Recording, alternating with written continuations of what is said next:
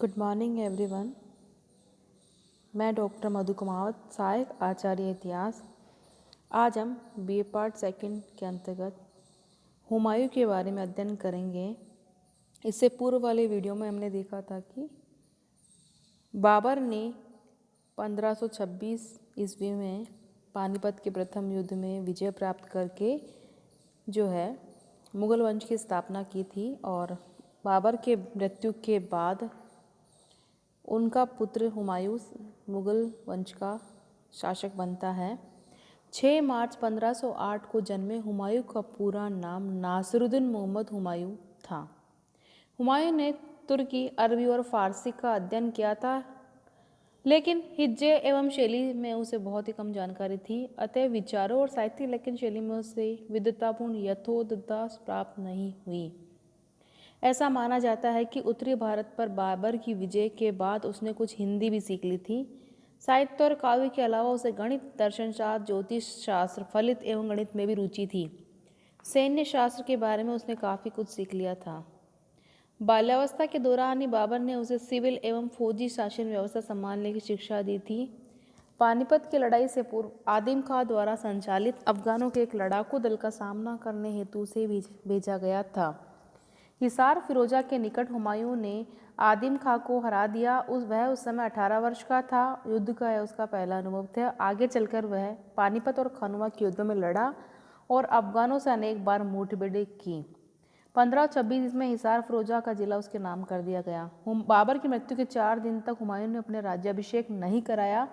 इस बीच उसके विरुद्ध जिसमें उसको गद्दी से हटाने और मेहंदी ख्वाजा को राजगद्दी पर बैठाने का षड्यंत्र रचा गया था।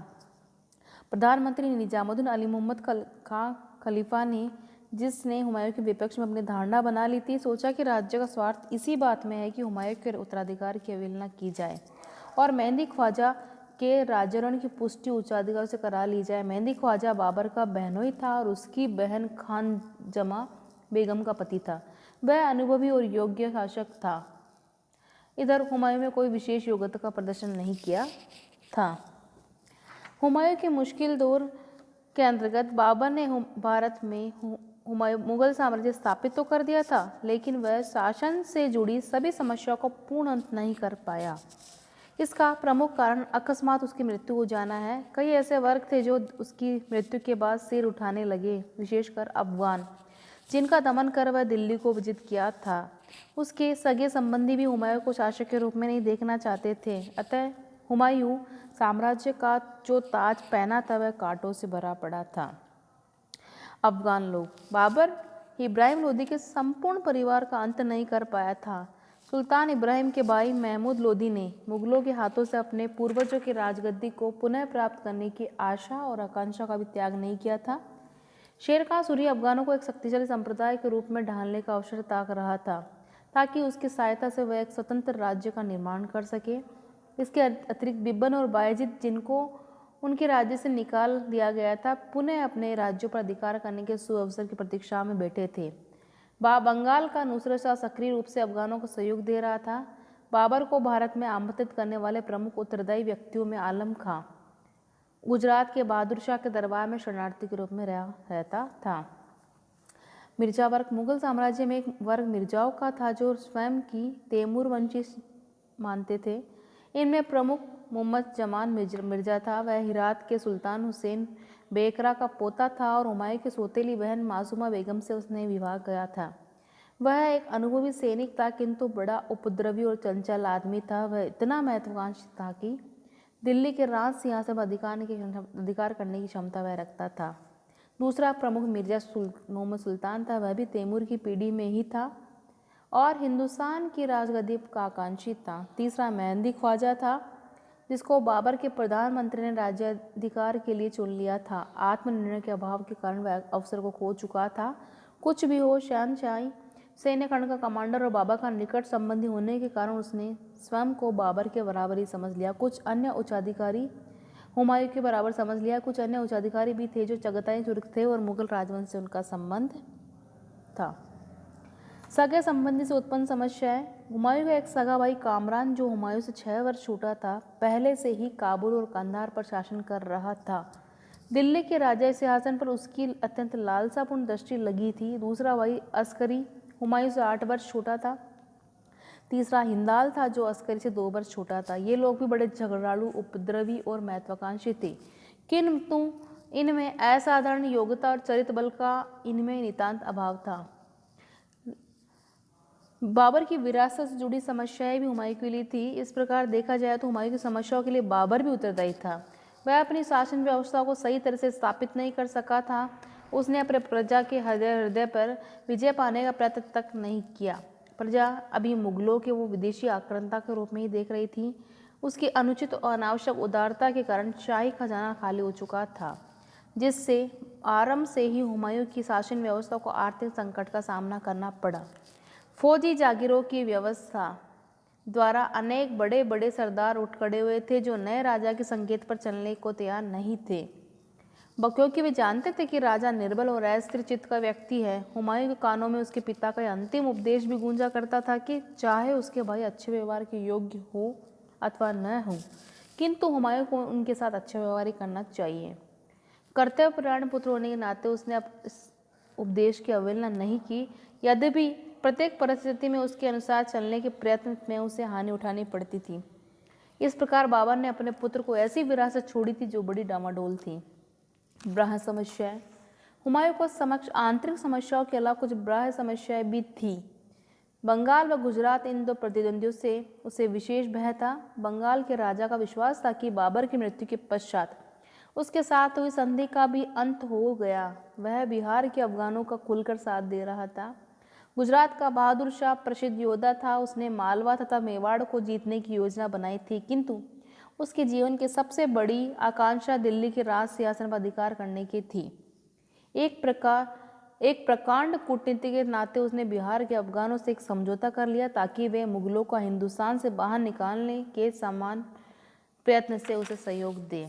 व्यक्तिगत समस्याएं। भारत में मुगलों के इतिहास की संकटमय घड़ी में यह आवश्यक था कि उसके शासक उत्कृष्ट सैन्य संगठन की कुशलता से पूर्ण हो और कूटनीतिज्ञ दक्षता और राजनीतिक पटुता के साथ किसी भी स्थिति का सामना पूर्ण साहस और अविचल भाव से कर सके। लेकिन हुमायूं यद्यपि 23 वर्ष का हो चुका था, तब उसमें उक्त योग्यताओं का अभाव था। बौद्धिक योग्यता और साहित्य के प्रति अभिरुचि होते हुए भी उसने फौजी प्रतिभा और इच्छा शक्ति का अभाव था।